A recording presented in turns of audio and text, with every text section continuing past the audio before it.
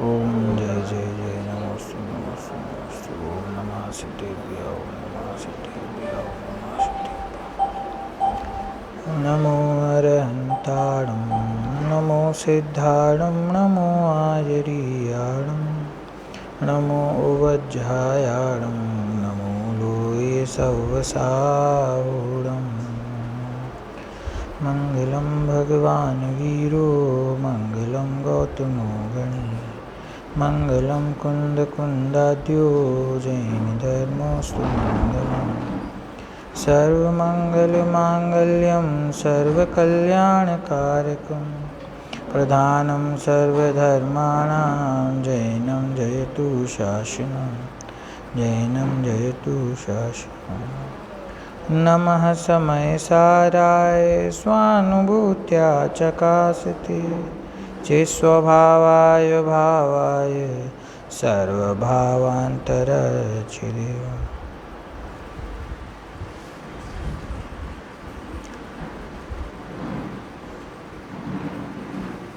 समयसार ग्रंथादिराज की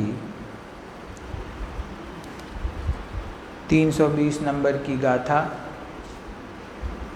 और उस पर आचार्य अमृतचंद्र देव की टीका तो अत्यंत सुंदर है ही, लेकिन जयसेनाचार्य देव की विस्तृत टीका इस गाथा पर है और उस टीका में बहुत ही सुंदर आगम के साथ,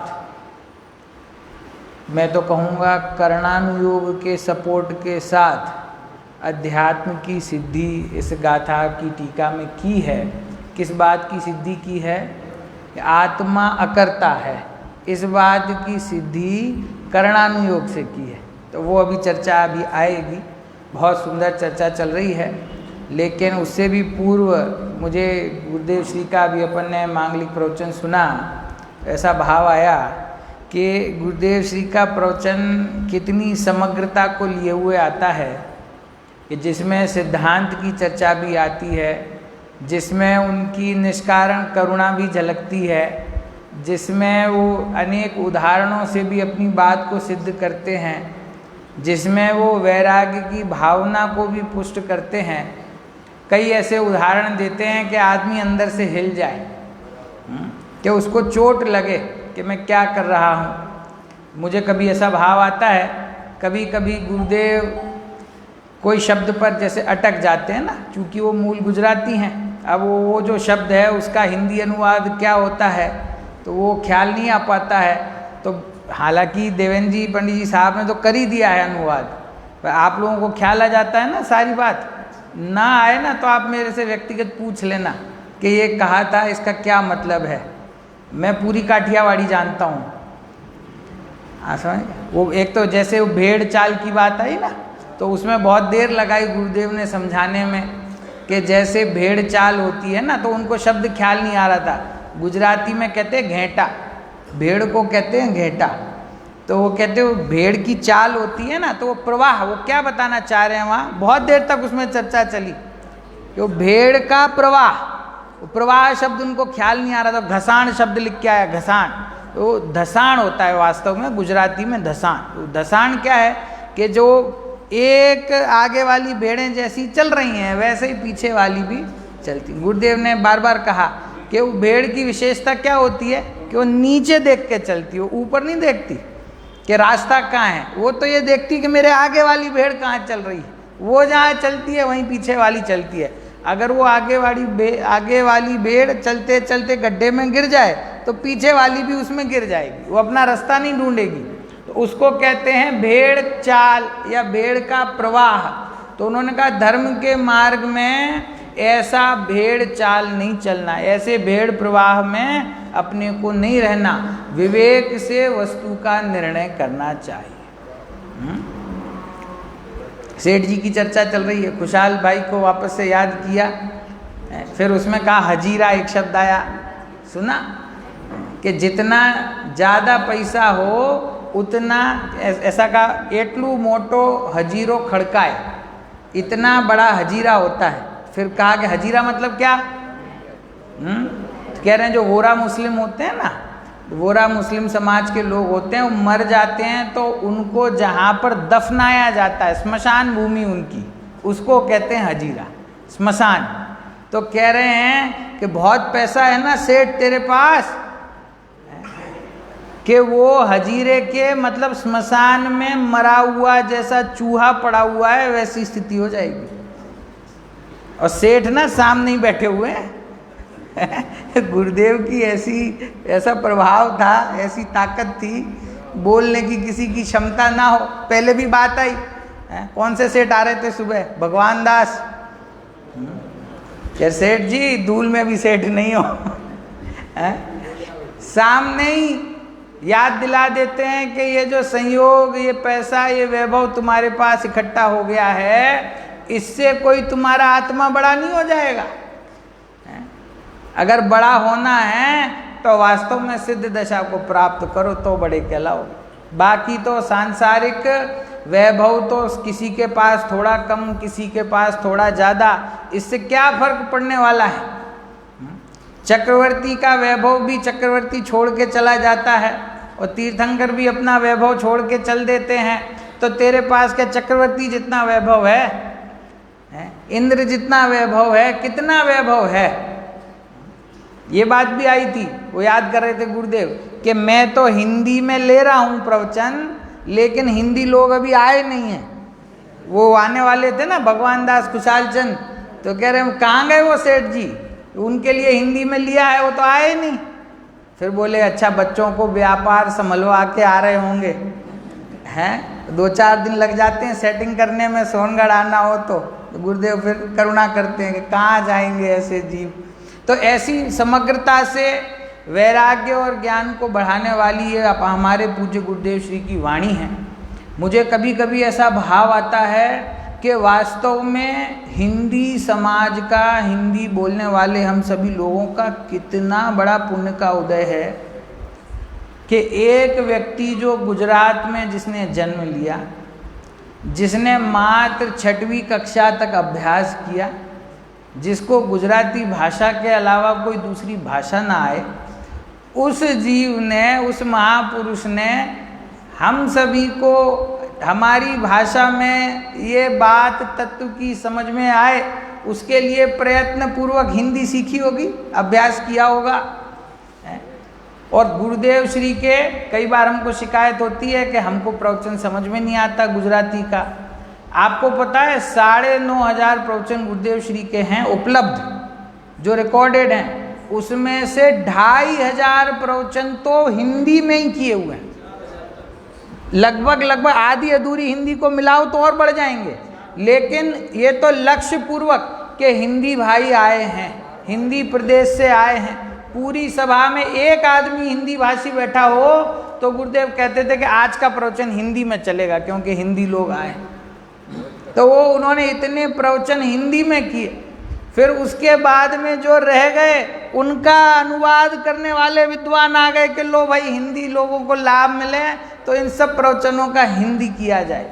और फिर भी बोले नहीं समझ में आता है, कौन सा शब्द बोल रहे हैं पकड़ नहीं पाते हैं, तो एक नया टेक्नोलॉजी सिस्टम बना दिया कि जो शब्द बोल रहे हैं उसमें लाइन भी आपके साथ में चल रही है, वो आपको बता रही है कि कौन सा वाक्य अभी बोला जा रहा है और उसका हिंदी अनुवाद क्या है।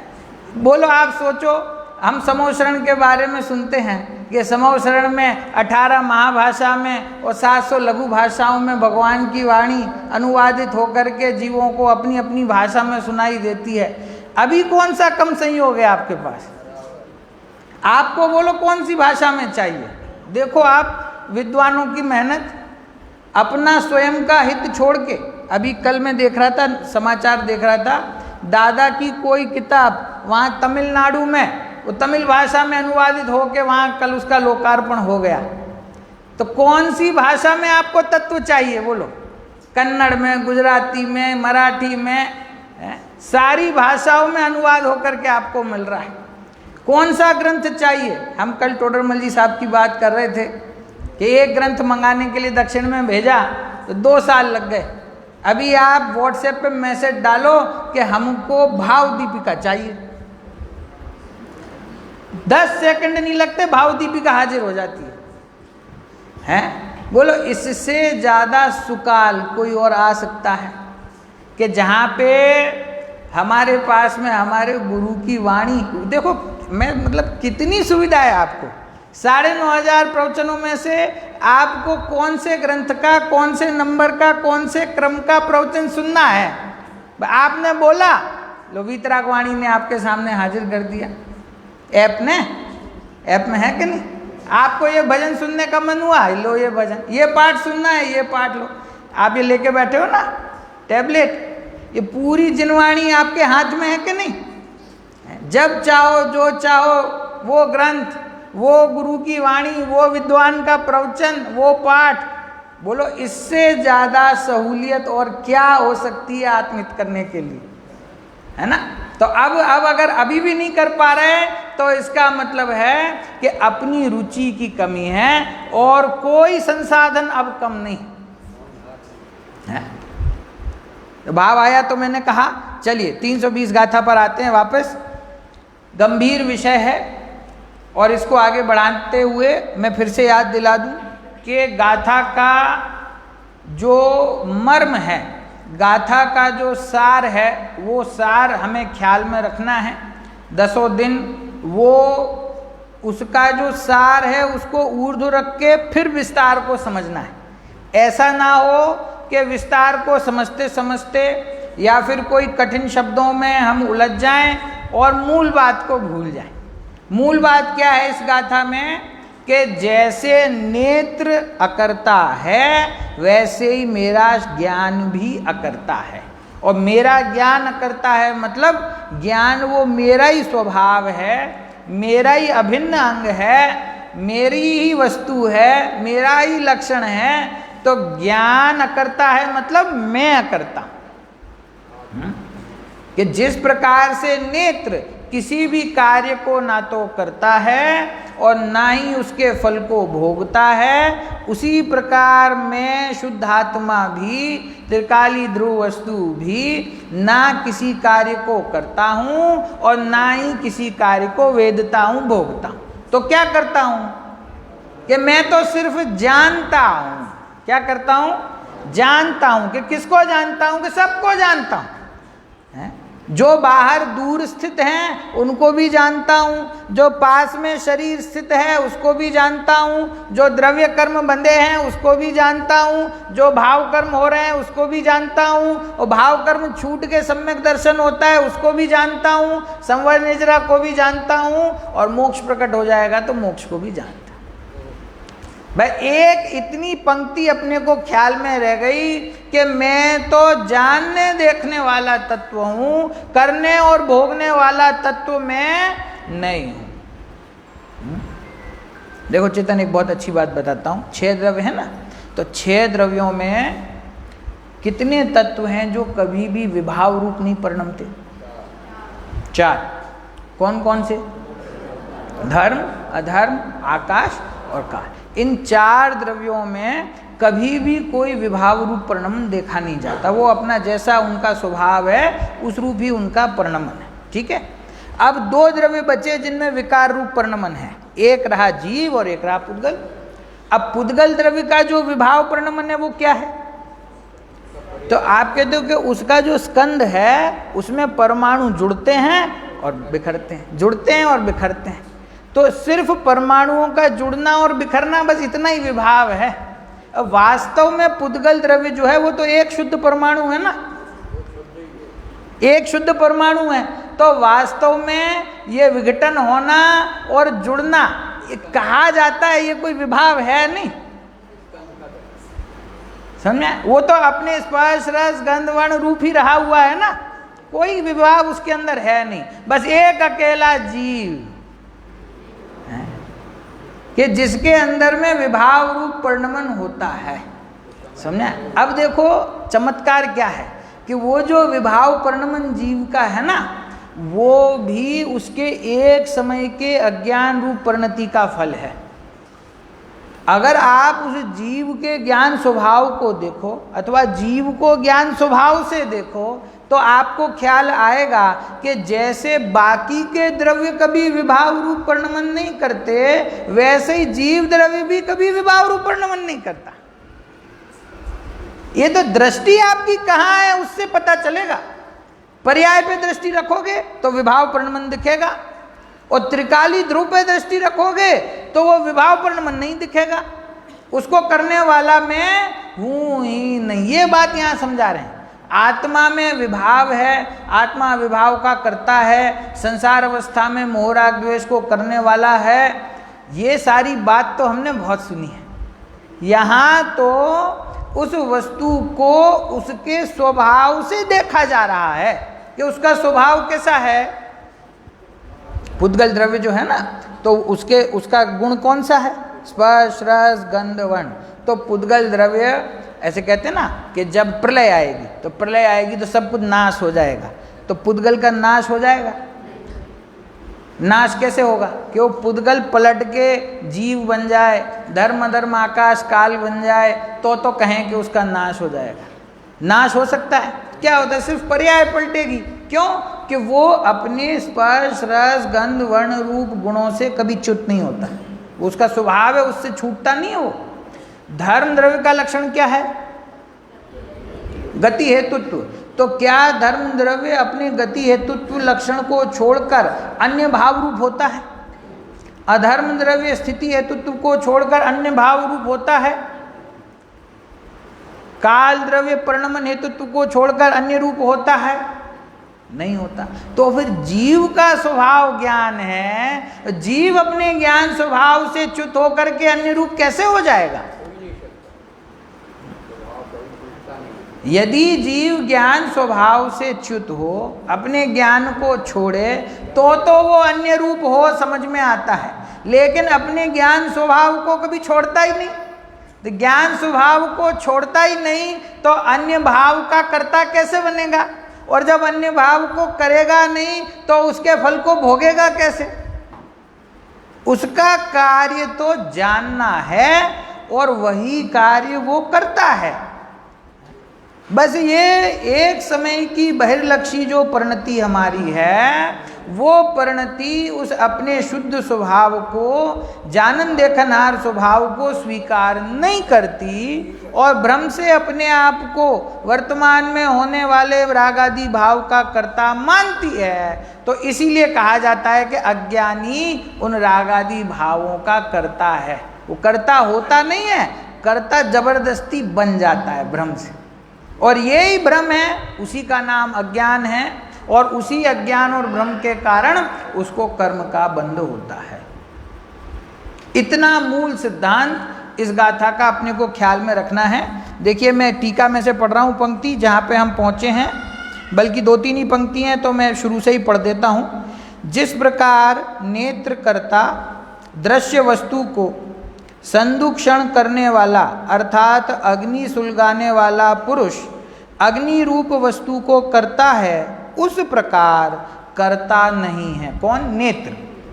और तपे हुए लौह पिंड की भांति अनुभव रूप से वेदता नहीं है।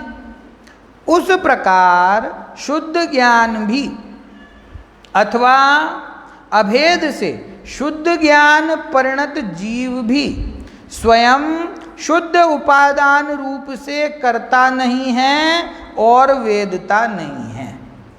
अथवा पाठांतर दिट्ठी संयम्पिणाणम, उसका व्याख्यान मात्र दृष्टि ही नहीं परंतु क्षायिक ज्ञान भी निश्चय से कर्मों का अकारक तथा अवेदक भी है ना। देखो, यहाँ तक हमारी चर्चा हो गई है। अभी इसमें कोई बात नहीं समझ में आती हो तो अभी पूछिए, क्योंकि प्रकरण आगे बढ़ जाएगा, फिर आपकी शंका ही रह जाएगी। क्या कहा? नेत्र का उदाहरण ख्याल में आ गया, लोहे के गोले का उदाहरण ख्याल में आ गया, संदूषण ख्याल में आ गया। जिस प्रकार कोई व्यक्ति ईंधन से अग्नि को जलाता है और लोहे का गोला उस अग्नि में तपता हुआ उसकी उष्णता का वेदन करता है, उस प्रकार नेत्र यानी हमारी आँख ना तो किसी कार्य को करती है और ना ही उसके फल को भोगती है। ये उदाहरण हो गया। उसी प्रकार दिट्ठी संयम्पिणाणम, जिस प्रकार से नेत्र है उसी प्रकार से जो हमारा शुद्ध ज्ञान है, वो शुद्ध ज्ञान भी जगत के किसी भी कार्य का कर्ता नहीं है, ना ही करता है ना ही उसको वेदने वाला है। कैसा है? अकारक और अवेदक। ठीक है।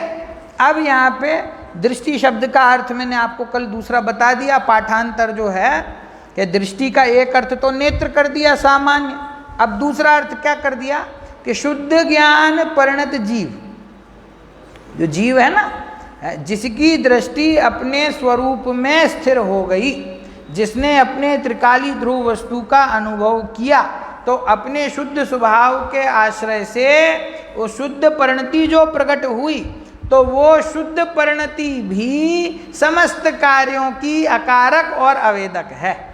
अथवा शुद्ध दृष्टि से परिणमित हुआ जीव, अभेद से लिखा ना, अभेद से शुद्ध ज्ञान परिणत जीव क्या करता है? तो कह रहे हैं कि वो भी अकारक अवेदक है, बस जानता है।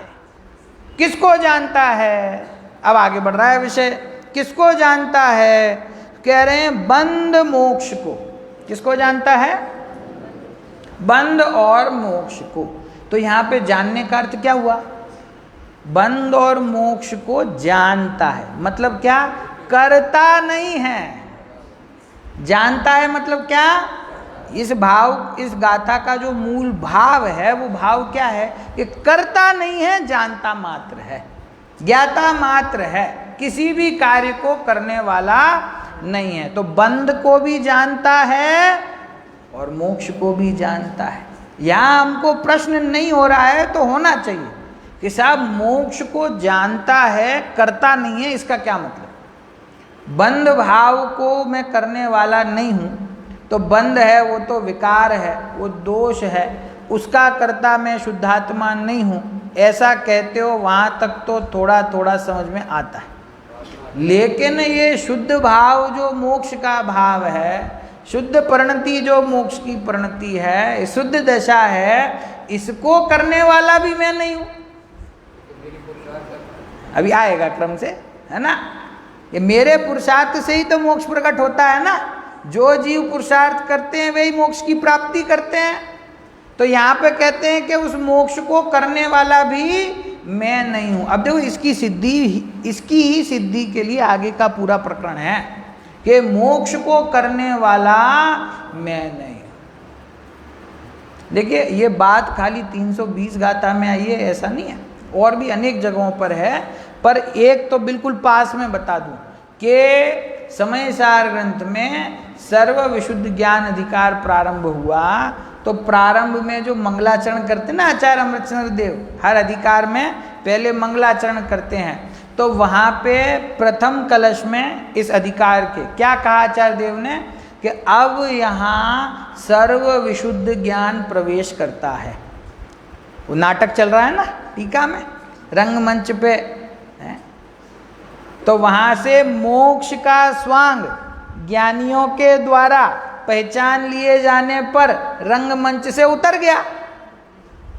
अब इसमें भी ध्यान देने वाली बात है, मोक्ष अगर जीव का स्वभाव होता तो उसको स्वांग नहीं कहते। यहाँ पे कहा कि मोक्ष का स्वांग रंगमंच से उतर गया। अब मोक्ष उतर गया तो अब क्या बचा? अब नाटक देखने गए हो कभी? ये थिएटर में जो होते हैं अच्छे नाटक आप देखने जाओगे, हालांकि सभी जगह होता है, अच्छे या मीडियम जैसे भी हों, नाटक पूरा खत्म हो जाता है तो अंत में क्या करवाते हैं? पात्र परिचय कराते हैं ना। कि नाटक में तो आपने देखा कि एक शेर बना हुआ था, अब कौन बना हुआ था किसको पता है, तो शेर को बुलाते हैं कि देखो ये शेर नहीं है, ये तो हमारा चेतन है। पात्र परिचय करवाया, एक एक पात्र को बुलाते हैं तो उसका असली स्वरूप दिखाते हैं ना। ऐसे ही जीव अजीव, कर्ता कर्म, पुण्य पाप, संवर निर्जरा, बंध मोक्ष, सारे स्वांग आकर के चले गए। तो अब क्या बचा? 7 तत्व तो पूरे हो गए कि अब यहाँ सर्व विशुद्ध ज्ञान प्रवेश करता है। अब बिना स्वांग की जो वस्तु है, अब वो वस्तु प्रवेश करती है स्टेज पे। अब आपको पात्र परिचय कराते हैं कि जीव कौन है, ये मूल जीव कौन है, उसका पात्र परिचय है वहां पे अंत में।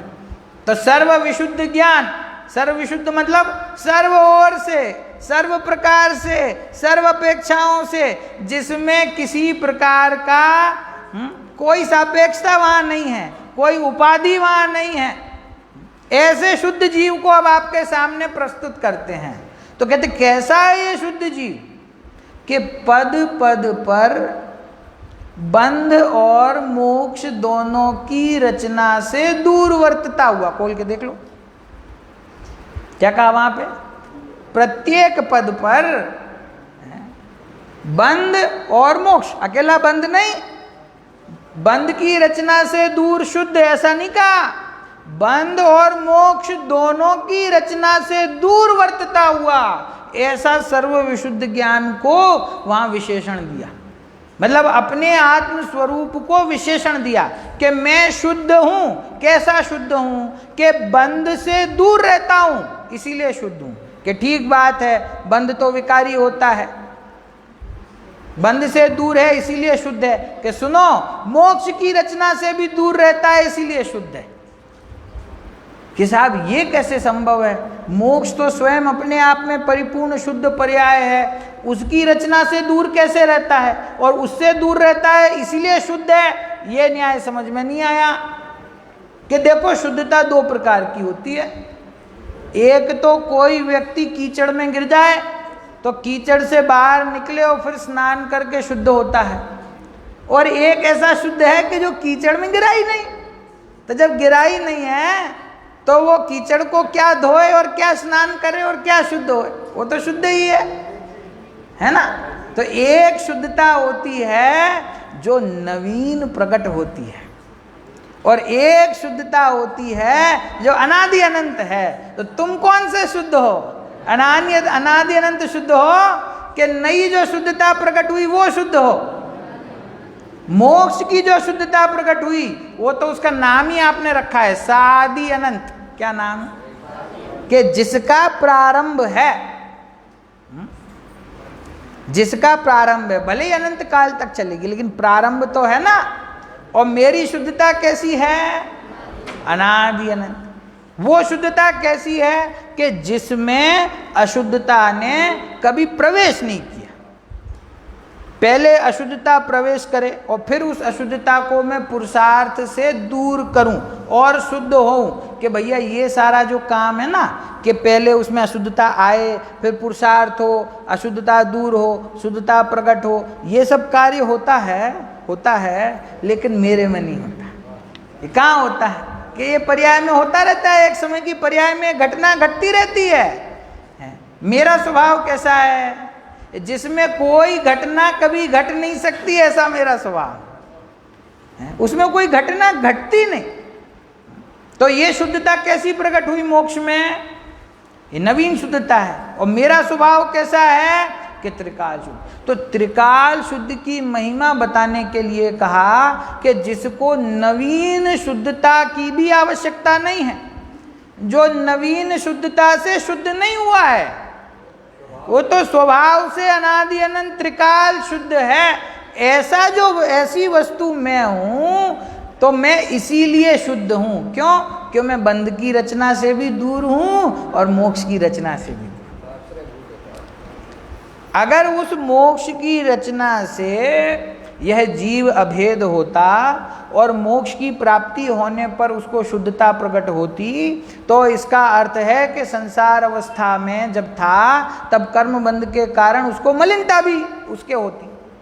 जिस न्याय से जीव को रागादि भाव, मलिनता, कर्म बंध विकार है, उसी न्याय से उसको शुद्धता प्रकट होती है। और जिस न्याय से वो संसार में रहा हुआ भी संसार से भिन्न है, उसी न्याय से वो मोक्ष में रहता हुआ मोक्ष से भिन्न है।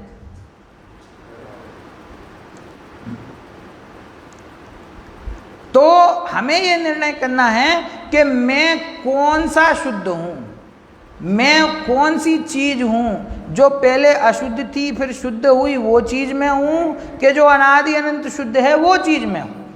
है। एक स्वाध्याय का एक ग्रुप है हमारा, उस ग्रुप का नाम है अत्यंत अप्रभावित। ग्रुप का ही नाम है, क्या नाम है? अत्यंत अप्रभावित। कि वो त्रिकाली ध्रुव वस्तु है, वो कैसी है? वो अप्रभावित नहीं, अत्यंत अप्रभावित। अत्यंत अप्रभावित मतलब ये जगत का कोई भी द्रव्य, कोई भी वस्तु, कोई भी भाव मुझे कभी प्रभावित नहीं कर सकता। देखो कितनी तुच्छ बात है ये, कि कहते हैं कि राग की पर्याय उत्पन्न हुई तो मैं रागी हो गया, द्वेष की पर्याय उत्पन्न हुई तो मैं द्वेषी हो गया। अरे भैया, तू त्रिकाली ध्रुव वस्तु है। गुरुदेव के प्रवचन में कल आया था, बहुत बढ़िया बात, कि एक समय की पर्याय जो है और यहाँ त्रिकाली ध्रुव वस्तु जो है, उसको जरा तराजू पे रख के तो देखो। तुम तो राग की पर्याय से तुलना कर रहे हो, वो तो कल गुरुदेव ने केवल ज्ञान की पर्याय से बताई है कि केवल ज्ञान की पर्याय को एक पलड़े पे रखो और एक पलड़े पे त्रिकाली ध्रुव वस्तु को रखो तो कहाँ झुकेगा पलड़ा? वाक्य खोल के पढ़ो। गुरुदेव ने कहा वो केवल ज्ञान की पर्याय अनंत अनंत अनंत भाग अनंत गुणी ऊपर चली जाती है और त्रिकाली ध्रुव का पलड़ा उससे अनंत गुना भारी है। किससे? केवल ज्ञान की पर्याय से। वो जो वस्तु केवल ज्ञान की पर्याय से प्रभावित नहीं होती, वो एक समय के राग भाव से प्रभावित हो जाएगी। एक समय का विकार हुआ तो मेरा स्वभाव विकारी हो गया, एक समय का द्वेष हुआ तो मैं पूरा का पूरा द्वेषी हो गया।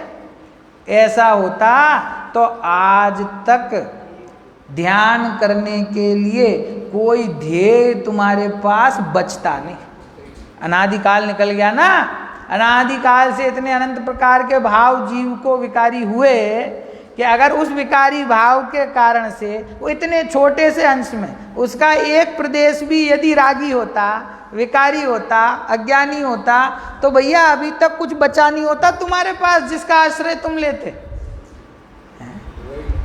जिसका आश्रय लेते हो वो आश्रयभूत वस्तु अभी भी वैसी की वैसी शुद्ध है जैसी अनादिकाल पहले थी, और अनंत काल बाद भी वो वैसी की वैसी शुद्ध रहेगी।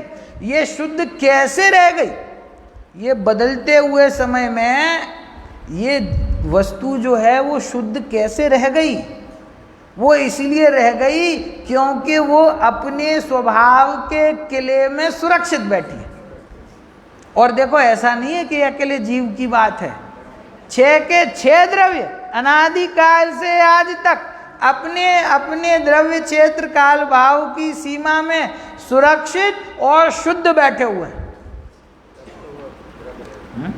जगत का कोई भी द्रव्य कभी आज तक अपने स्वभाव से च्युत नहीं हुआ, तभी तो ये जगत अनादि अनंत है। अगर एक द्रव्य भी अपने स्वभाव को छोड़ देता है तो सर्वशंकर का दोष आ जाता। सर्वशंकर समझते हैं, सब कुछ मिलजुल के 6 द्रव्य नहीं बचते, फिर जैसे एक ही द्रव्य हो जाता घुल मिल के सब। लेकिन 6 के 6 द्रव्य क्यों टिके हुए हैं? क्योंकि वो अपने स्वभाव को। तो भले आदमी जब ये मानते हो कि कोई भी द्रव्य अपने स्वभाव को नहीं छोड़ता, तो तुम अपने आत्मा के बारे में ये बात क्यों स्वीकार नहीं करते कि मैं भी अपने स्वभाव को कभी नहीं छोड़ता, मैं ज्ञान के अलावा अन्य किसी भाव रूप परिणमन करता ही नहीं, क्योंकि कर सकता नहीं। इस प्रकार से इतनी महिमा के साथ और इतनी दृढ़ता के साथ में अपने ज्ञान स्वभाव का विश्वास हमको होना चाहिए कि मैं तो मात्र ज्ञानानंद स्वभावी हूँ। बोल तो देता है कि मैं ज्ञानानंद स्वभावी हूँ, मैं रंग राग से भिन्न, भेद से भी मैं भिन्न निराला हूँ। आगे ना जाएं, बस ये एक जो पंक्ति बोली इसका विश्वास है कि मैं रंग राग से भिन्न, भेद से भी मैं भिन्न निराला हूँ। 3 चीज बता दी, सारे व्यवहार का यहाँ निषेध कर दिया है। रंग में नो कर्म आ गया, द्रव्य कर्म आ गया, रंग से भिन्न हूँ, राग से मतलब भाव कर्म से भिन्न हूँ, और भेद कल्पना से भी मैं भिन्न हूँ, भेद से भी मैं भिन्न हूँ। तो क्या बचा है? कि मैं राग से भिन्न हूँ चेतन। एक बात बताओ, कथनचित भिन्न हूँ कि सर्वथा भिन्न? सोच के बोलना कि मैं रंग राग से भिन्न, भेद से भी में भिन्न। राग से भिन्न बता दिया, रंग से भिन्न बता दिया, तो ये द्रव्य कर्म, भाव कर्म, नो कर्म से भिन्न हो, ये कथनचित भिन्न हो कि सर्वथा भिन्न हो? क्या जवाब है? सर्वथा। ये कथनचित, सर्वथा लगाओगे तो एकांत नहीं हो जाएगा। हमारे धर्म में एकांत के लिए कोई स्थान ही नहीं, हमें तो अनेकांत में धर्म है। ऐसा बोलो कि कथनचित में ज्ञान स्वभावी हूँ और कथनचित में राग स्वभावी हूँ, तभी तो अनेकांत की सिद्धि होगी। ऐसे नहीं होती। वाह, मैं ज्ञान स्वभावी हूँ और मैं राग स्वभावी नहीं हूँ, इसको गुरुदेव कहते हैं अस्ति नास्ति अनेकांत है? अनेकांत का प्रयोग दो प्रकार से होता है, और वो प्रकार नहीं पता हो ना तो सब गड़बड़ हो जाती है। अनेकांत शब्द जो है भाई साहब, इसकी इतनी मट्टी पलीद करी है लोगों ने, विद्वानों ने अनेकांत की। क्यों? कि अनेकांत शब्द का अर्थ क्या बता दिया कि एक वस्तु में परस्पर वो विरोधी धर्म भी एक साथ रहते हैं। अब इसका अर्थ क्या निकाल दिया कि कोई भी बात गलत नहीं है, जो तुम कह रहे हो वो किसी ना किसी अपेक्षा से तो सत्य है, जो तुम कह रहे हो वो भी किसी ना किसी अपेक्षा से सत्य है। तो मैंने महावीर जयंती के दिन अखबार में एक विद्वान का लेख पढ़ा, उन्होंने लिखा कि महावीर भगवान किसी भी धर्म का विरोध नहीं करते थे। वो कहते थे कि वस्तु जो है वो अनेकांतात्मक है, इसीलिए सबका मत अपनी अपनी अपेक्षा से सही है। वो सभी धर्मों का समान रूप से सम्मान करते थे। समझे? तो ऐसा अनेकांत है। कैसा? कि भाई तुम जीव हो क्या? अजीव जीव हैं, कथनचित के सर्वथा जीव हो, तो ये तो तुमने अनेकांत का बिल्कुल निषेध कर दिया। तुम ऐसा बोलो कि मैं कथनचित जीव हूं और कथनचित अजीव हूं, ये सही बात है। कि भैया देखो, जब अनेकांत का प्रयोग पर द्रव्य के साथ होता है, पर भाव के साथ होता है, तो वहाँ पे कथनचित इस रूप और कथनचित इस रूप ऐसा सिद्धांत लागू नहीं पड़ता है। वहाँ पे कैसे सिद्धांत लागू पड़ता है कि मैं जीव ही हूँ और मैं सर्वथा अजीव नहीं हूँ। इसको बोलते हैं अस्ति नास्ति अनेकांत, कि अपने स्वरूप में मेरी हयाती है और दूसरे में मेरी हयाती नहीं है। ये अस्ति नास्ति अनेकांत। तो ये कथनचित वाला अनेकांत कहाँ लागू पड़ता है? कि पड़ता है ना, कि मैं कथनचित ज्ञान रूप हूँ, मैं कथनचित दर्शन रूप हूँ, मैं कथनचित चारित्र रूप हूँ, कथनचित अस्तित्व रूप, वस्तुत्व रूप। अपने जो अनंत गुण हैं, अपने अंदर जो गुण हैं, अपने अंदर जो भेद हैं, उसमें तो कथनचित लागू पड़ता है इस प्रकार से। लेकिन अन्य वस्तु के साथ में ऐसा कथनचित लागू नहीं पड़ता अनेकांत। अब सुनो इसके आगे की गंभीर बात कि जो तुमने कही वो क्या? कि भैया मैं राग से रहित हूं सर्वथा के कथनचित, क्या अनेकांत का प्रयोग करो यहाँ कि कथनचित ज्ञान रूप हूं और कथनचित राग रूप हूं। कि नहीं, सुनो, ये अध्यात्म का अनेकांत है। ये अध्यात्म का अनेकांत, इसका प्रयोग कैसे करते हैं कि जैसे तुमने परद्रव्य के साथ में दृढ़ता से अस्ति नास्ति अनेकांत का प्रयोग किया था ना, कि मैं तो जीव ही हूं और अजीव नहीं हूं, ऐसे ही दृढ़ता से यहाँ विभाव के साथ अस्ति नास्ति अनेकांत लगाओ कि मैं तो ज्ञान स्वरूप ही हूं और सर्वथा राग रूप नहीं हूं। अगर किसी को इसमें एकांत दिखाई दे तो उसके समझने में भूल है। इसमें कोई एकांत नहीं है कि मैं ज्ञान रूप ही हूं और सर्वथा राग रूप नहीं हूं। कि साहब पर्याय में राग है, उसका क्या? कि तुम फिर वहीं घूम के आ गए। हम तुम्हें स्वभाव में ले जाते हैं, तुम हमको राग में ले जाते हो। कि पर्याय में राग है, उसका क्या? कि भैया जिस पर्याय में राग है उसको करने वाला भी मैं नहीं। ये बात एक बार ख्याल में आ गई अपने अकर्ता स्वभाव की। गुरुदेव को ना कभी कभी मस्ती चढ़ जाती है, आप लोग रोज सुनते हो ना, तो वो गद्य को भी ना ऐसे पद्य में गाने लगते हैं, आपने बहुत बार देखा होगा।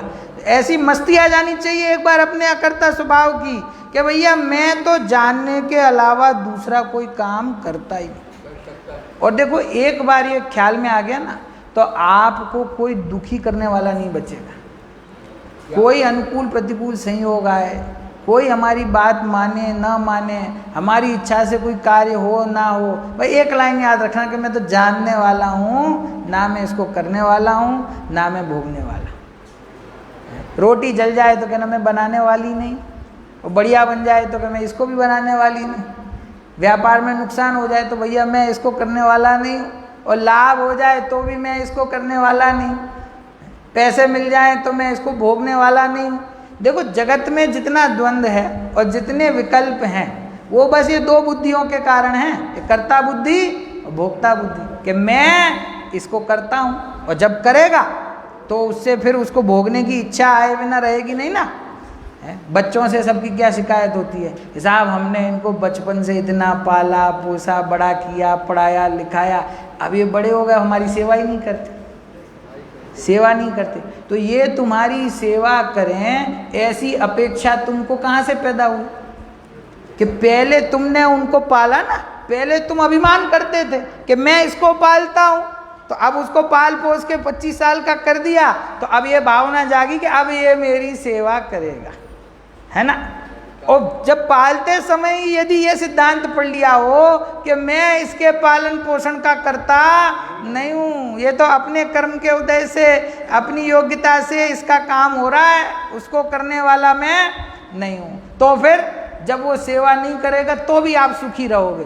क्यों कि आपको उससे ऐसी अपेक्षा ही नहीं होगी कि वो हमारी सेवा करे। दुख इस बात का नहीं है कि वो सेवा नहीं करता, दुख इस बात का है कि आपकी अपेक्षा है कि वो सेवा करे। कि पंडित जी आप अभी जवान हो ना इसलिए कह रहे हो, बड़े होगे तब पता चलेगा कि देखो परिणामों की क्या स्थिति होगी तो हम नहीं जानते। बस श्रद्धा हमको गुरुदेव की कृपा से आज हो गया है कि ना हम किसी को पालने वाले हैं और ना ही उसकी सेवा को भोगने वाले हैं, है ना।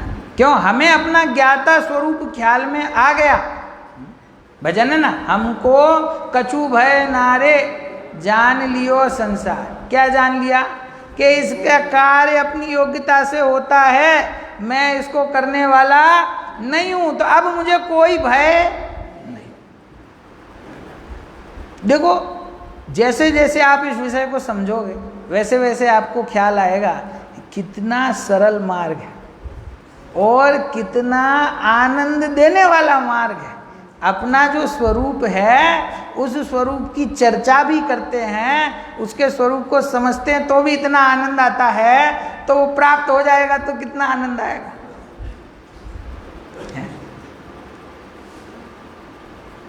और देखो ये अपने पुरुषार्थ की कमी है कि अपन जितने बाहर के जो संयोग हैं, जो काम करते हैं, उसमें बार बार ये भाव आता है कि अभी तो मेरे ऊपर ये जिम्मेदारी है, अभी तो मेरे ऊपर ये जिम्मेदारी है ना। ऐसा लगता है कि अभी परिवार है, अभी पत्नी है, अभी बच्चे हैं, तो कैसे हम समय निकालें, कैसे आत्महित करें। लेकिन अपने प्रथमानुयोग को अपन पढ़ते हैं तो ऐसे ऐसे सूरवीर हुए कि साहब दीक्षा लेनी है, दीक्षा लेनी है, दीक्षा का भाव हो रहा है तो एक्सक्यूज़ दिया गया, बहाना दिया गया कि राजा साहब अभी तो आपकी कोई संतति नहीं, अभी तो आपके कोई बच्चे नहीं, तो आपका राजपाट कौन संभालेगा। तो एक आध कोई उत्तराधिकारी आ जाए उसके बाद ले लेना दीक्षा। कुछ दिन बाद पता चला कि पत्नी के गर्भ में बच्चा है, तो पत्नी के गर्भ पे टीका लगा दिया, ले हो गया उत्तराधिकार इसको दे दिया, ये जब पैदा होगा जब राज्य संभाल लेगा मैं चला मोक्ष के मार्ग में। इतनी राह नहीं देखी कि थोड़ा 10-20 साल का हो जाए, समझने लग जाए राजपाट, फिर उसके बाद इसको संभलवा के फिर निकल जाएंगे। ये तो सूरवीरों का मार्ग है, जब जागे तब सवेरा। आपको अपना आत्मित करना है कि नहीं करना है, कि बस इनकी आत्मित करने में मदद करनी है कि जे प्रवचन सुनने जाएं तो इनका खाना बना दो समय पे, ताकि जे तो प्रवचन सुन के आ जाएं और जब ये वापस आएं तो हमें इनको भोजन टाइम पर मिल जाए। ये ड्यूटी नहीं है आपकी। जैसा मनुष्य भाव कीमती इनको मिला है, वैसा ही मनुष्य भाव कीमती आपको मिला है। ये करना, देखो काम होता है इसकी तकलीफ नहीं, लेकिन हमने मान रखा है कि यही हमारी ड्यूटी है, सुबह उठ के यही हमको करना है, ये हम नहीं करेंगे तो कैसे काम चलेगा। ये जो जीव ने रोटी बनाना अपना कर्तव्य मान रखा है, वो बुद्धि तो छोड़ो, रोटी बनानी तो जब छूटेगी तब छूटेगी, पर कम से कम ये कार्य मेरा नहीं है, मैं इसका अकर्ता हूं। इतना भाव तो अभी वर्तमान में इस स्वाध्याय के फल में प्रकट हो सकता है ना। भोजन बढ़िया बन जाए, घर वाले प्रशंसा करते हैं तो भी मैंने नहीं बनाया, और रोटी जल जाए तो भी चिंता नहीं करना कि मैंने नहीं बनाई, बन गई अपने आप। समझे? अगर ये भाव आपके अंदर आ गया, आधा कलेश तो ऐसे ही मिट जाएगा कि अच्छा हो या बुरा हो उसको करने वाला मैं। ये भाव, मैं भी नहीं हूं और मेरे साथ जुड़े हुए जो अन्य जीव हैं, घर में रहने वाले, वो भी नहीं है, दोनों ही तरफ मानोगे ना। ये जो दूसरा जीव है, सास को ये ख्याल में आए कि बहू है, ये भी अच्छे बुरे की करता नहीं है, बहू को ख्याल आए कि सासू जी अच्छे बुरे की करता नहीं है, तो देखो फिर आप कितनी शांति रहती है घर में, कि मेरा स्वभाव ही करने का नहीं है। सारा का सारा विसंवाद, सारा का सारा द्वैत खड़ा ही यहां से हुआ कि मैं परद्रव्य और प्रभाव को करने वाला हूं और उसको भोगने वाला। मेरा काम तो बस एक है कि एक तो पहली बात ये स्वीकार करना मैं कौन हूं। तो यहाँ पे मैं शुद्ध ज्ञान, दिट्ठी जहेवनानम दिट्ठी स्वयंपिनानम, कि मैं कौन हूँ, कि मैं तो शुद्ध ज्ञान हूँ। तो वो शुद्ध ज्ञान क्या करता है कि वो शुद्ध ज्ञान तो अकारक और अवेदक रहता है। तो अकारक और अवेदक रहता हुआ ये शुद्ध ज्ञान अथवा शुद्ध ज्ञान रूप से परिणत शुद्ध जीव वो क्या करता है, अगर करता नहीं है तो फिर वो तो जानता देखता है। किसको जानता देखता है? कि बंध को और मोक्ष को। इसमें सब आ गया वास्तव में। तो बंध को भी जानता है, ना तो बंध को करने वाला है और ना ही मोक्ष को करने वाला है। कि और तो कहते हैं भैया मात्र बंध मोक्ष को नहीं, बल्कि शुभ अशुभ रूप कर्मोदय उसको तथा सविपाक अविपाक रूप से और सकाम अकाम रूप से दो प्रकार की निर्जरा को भी जानता है। ये कह करके सातों तत्वों को यहाँ पे पकड़ लिया, सबका ग्रहण हो गया है कि संवर और निर्जरा को भी जानता है, मोक्ष को भी जानता है, बंध को भी जानता है। करता किसको है? ये करता किसी को नहीं कि साहब मैं वर्तमान में राग करता हूँ कि नहीं। ज्ञानी जीव है, उसने सम्यक दर्शन तो प्रकट किया अपने पुरुषार्थ से कि नहीं। छठे सातवें गुणस्थान में भावलिंगी मुनिराज अपने पुरुषार्थ से तीन कषाय चौकड़ी का अभाव करते हैं कि नहीं। कि अपने पुरुषार्थ से श्रेणी चढ़ते हैं और अंत दशा को प्राप्त करते हैं, मोह का अभाव करते हैं कि नहीं। तो फिर करते क्या है कि भैया जितने भी जीव हैं वो अपने स्वभाव में स्थित रहते हुए जो कुछ भी हो रहा है बस उसको जानते हैं कि साहब जानने मात्र से बाकी का काम अपने आप हो जाएगा, हो जाएगा। हमको भरोसा नहीं आता है, कुछ करेंगे नहीं तो सब चौथा गुणस्थान, पांचवां गुणस्थान, छठा सातवां गुणस्थान, श्रेणी सब अपने आप हो जाएगी। कि तुम एक बार मान के तो देखो ये बात है। इस मार्ग पे चल के आज तक अनंत जीव सिद्ध हुए हैं। भेद विज्ञान तह सिद्धा सिद्धा ये किल केचना अस्यैवा भाव तो बद्धा बद्धा ये किल केचना। जितने जीवों ने आज तक सिद्ध गति पाई है उनने भेद विज्ञान से पाई है, और जिन्होंने नहीं पाई है आज तक वो इसीलिए नहीं पाई इसके अभाव में, वेद विज्ञान के अभाव में संसार में घूम रहे हैं। कहीं ऐसा नहीं लिखा कि जिसने व्रत किए उसने सिद्ध दशा पाई और जिसने नहीं किए वो यहीं रह गया। वेद विज्ञान की बात है, सच्ची समझ की बात है। बाकी का कार्य भूमिका अनुसार, परिणामों की योग्यता अनुसार अपने आप होता है। आदरणीय लालचंद भाई थे, आप सब तो जानते हैं, पुराने लोग, राजकोट वाले।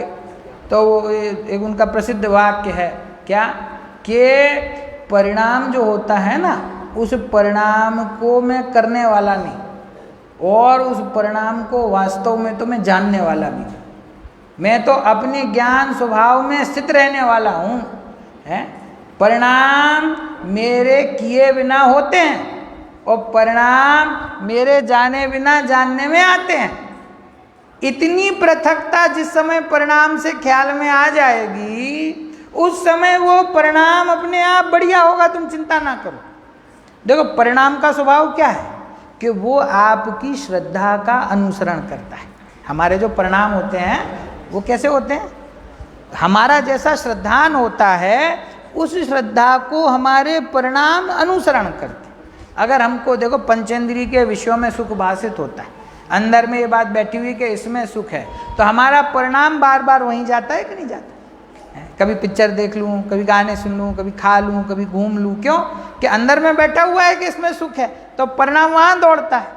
अब जिस जीव के ख्याल में आ जाए कि मैं तो स्वयं सुख स्वभावी हूँ, बाहर के पर वस्तु से मेरा कोई संबंध नहीं है और मैं किसी को करने और भोगने वाला नहीं हूँ, ऐसा श्रद्धान जिसके अंदर होगा, उसका परिणाम कहाँ जाएगा?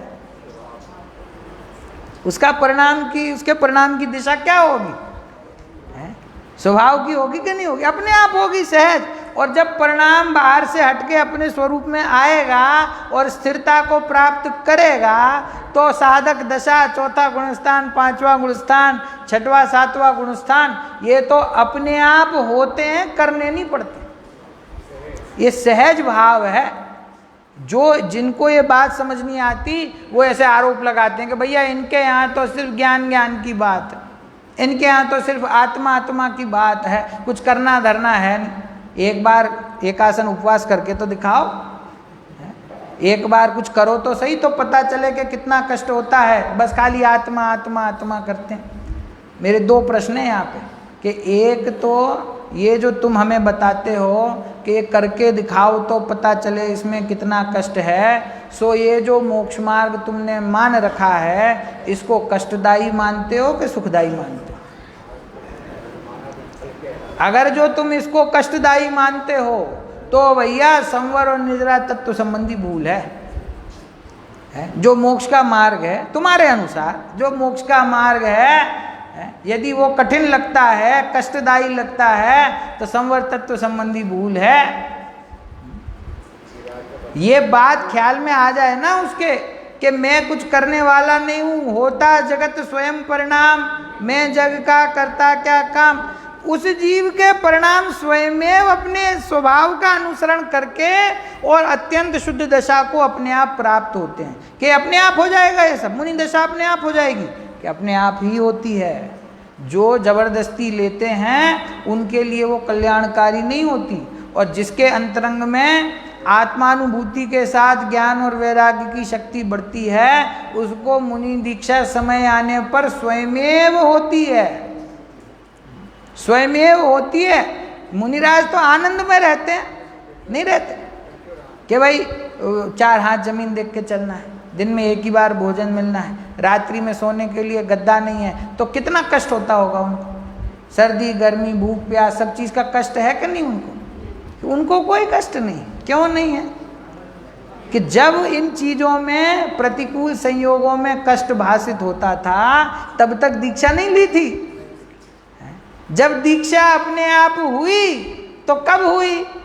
कि जब अपने स्वरूप में सुख भाषित हुआ और पर द्रव्य से सर्वथा उपयोग हट गया। अब वो बाहर में परिस्थितियां, संयोग, अनुकूल प्रतिकूल कैसे भी हों, उससे उनको कोई तकलीफ होती, तो ये सब अपने अकर्ता स्वभाव की साधना का फल है।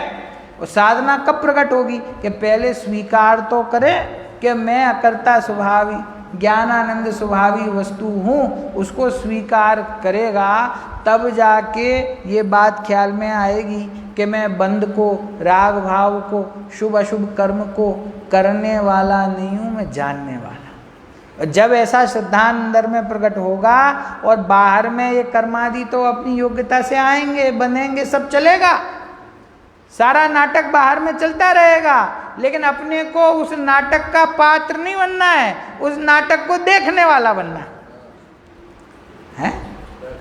अपने को तो दर्शक बन के बैठ जाना है। सामने शुभ भाव आए तो मैं इसको जानने वाला, अशुभ भाव आए तो मैं इसको जानने वाला। देखो ये शुभाशुभ भाव को दूर करने का उपाय भी है।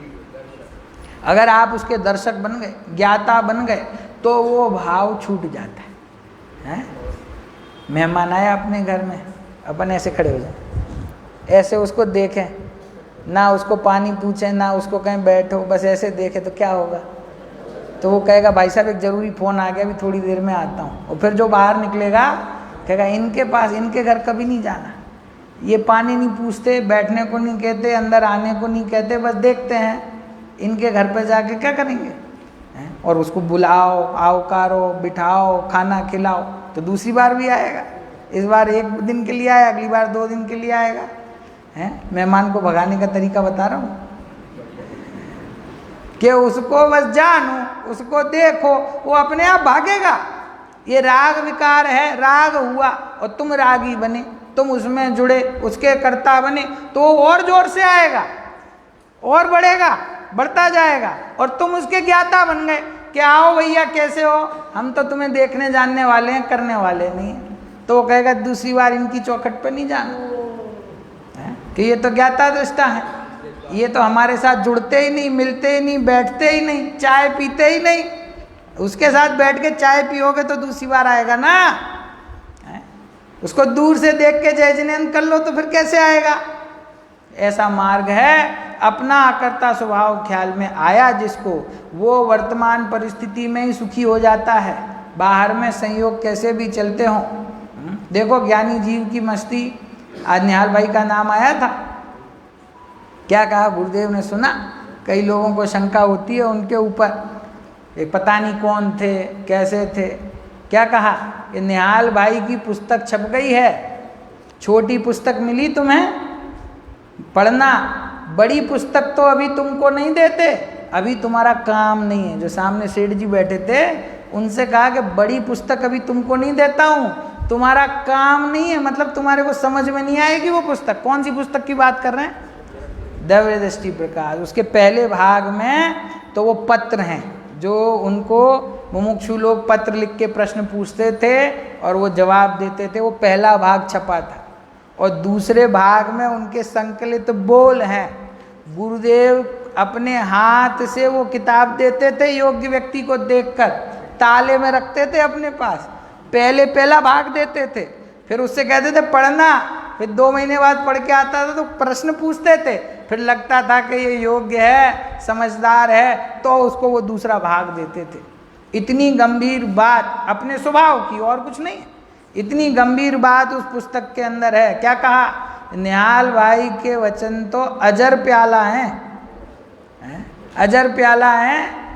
इतनी ज्ञानी की मस्ती है। मैं उनके जीवन का एक प्रसंग बता रहा हूँ, एक पंक्ति बता रहा हूँ। वो कलकत्ता रहते थे, तो वो कहते थे पूरे कलकत्ता में अगर कोई सुखी आदमी है तो अकेला मैं हूँ। पूरे कलकत्ता में 1 करोड़ की आबादी में कोई सुखी है तो वो मैं हूँ। जबकि उनकी कोई आर्थिक स्थिति, पारिवारिक स्थिति कोई बहुत अच्छी नहीं थी, लेकिन वो कहते थे सुखी अकेला मैं हूँ। कैसे? ये जोर कहाँ से आया? ये बात कहाँ से आई कि मैं अकेला सुखी हूँ? कि भैया उन्होंने जगत की सब वस्तुओं का कर्तापना छोड़ दिया। ना मैं किसी का कर्ता, ना मैं किसी का भोक्ता। उनका जीवन इतना प्रेरणादायक है। उनके परिवार से उनने कह दिया था कि भैया मेरे को अपंग समझ लेना। देखो है किसी में हिम्मत, कहते थे ऐसा है मुझे अपंग समझ लो कि मैं कुछ कर नहीं सकता, बस मुझे 2 समय का भोजन दे दिया करो, मैं घर के काम में तुम्हारी कोई सहायता नहीं कर पाऊंगा। और एक कमरे में बैठ करके सिर्फ और सिर्फ एक काम, अपने स्वरूप का चिंतन करना। ऐसी अवस्था वाले गृहस्थ जीव भी हुए हैं अभी की बात है ये। तो कई तो ऐसे होंगे जो मिले होंगे उनसे। तो ऐसा अकर्ता स्वभाव का जोर यदि अभी आ जाए तो पूरे अशोक नगर में अपन सुखी हो सकते हैं, पूरे विश्व में अपन अभी सुखी हो सकते हैं। अभी के अभी, ये बाद की बात नहीं है, जब मोक्ष प्रकट होगा तब की बात नहीं है, अभी के अभी। कहा था ना, उधार का सिस्टम नहीं है यहाँ पे। जिस समय अनुभव करो उस समय उसकी प्राप्ति है। तो ऐसी सुंदर बात है कि मैं शुभ अशुभ कर्म को, कर्म के उदय को, बंध को, संवर को, निर्जरा को, सविपाक अविपाक निर्जरा को, सकाम अकाम निर्जरा को, जो चर्चा आई है उसको हम थोड़ा कल बढ़ाएंगे आगे, सकाम और अकाम निर्जरा को, सविपाक अविपाक निर्जरा को, चाहे वो संवर हो, चाहे वो निर्जरा हो, चाहे वो मोक्ष हो, मैं तो उन सब को जानने वाला हूँ, करने वाला नहीं। चलिए विशेष